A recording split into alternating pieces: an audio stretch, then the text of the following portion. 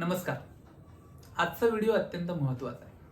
खरं तर आजच्या व्हिडिओमध्ये आपण एक अशा गोष्टीबद्दल बोलणार आहे, जी गोष्ट आपण रोज जगत आलोय आणि रोज आपण म्हणत असतो की मुलांना वेळ दिला पाहिजे, मुलांसोबत क्वालिटी टाइम स्पेंड केला पाहिजे.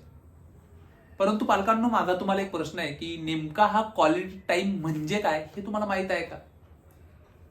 बऱ्याचदा मी माझ्या शाळेतल्या पालकांशी जेव्हा हे बोलतो, तर पालकांचं सरळ एक उत्तर येतं की सर, काय आहे की क्वालिटी टाइम देणं म्हणजे मुलांसोबत जास्त वेळ बसणं, मुलांसोबत जेवण करणं, मुलांसोबत बागेत फिरायला जाणं, मुलांसोबत पिक्चरला जाणं, मुलांसोबत टीव्ही बघणं म्हणजे क्वालिटी टाइम आहे. मी सहज गालातल्या गालात हसतो आणि मला असं नेहमी प्रश्न पडतो की अरे, मुलांसोबत राहणं म्हणजे क्वालिटी टाइम आहे का? आणि आता ज्यावेळेस मी अभ्यास करतो त्यावेळेस लक्षात येतं की नाही. आता तुम्ही म्हणाल की मी काहीतरी चुकीचंच बोलतोय आणि असं थोडी असतं. टाइम ह्या शब्दामध्येच आहे वेळ, आणि वेळ दिला पाहिजे. पण मित्रांनो आणि माझ्या ऐकणाऱ्या सगळ्या प्रेक्षकांनो, तसं नाहीये.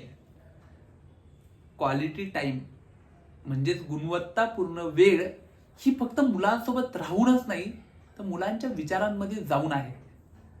आता तुम्ही म्हणाल की मुलांसोबत नाही राहायचं पण मुलांच्या विचारात जायचं, म्हणजे नेमकं कसं करायचं हे जर समजून घ्यायचं असेल तर मी एक छोटंसं उदाहरण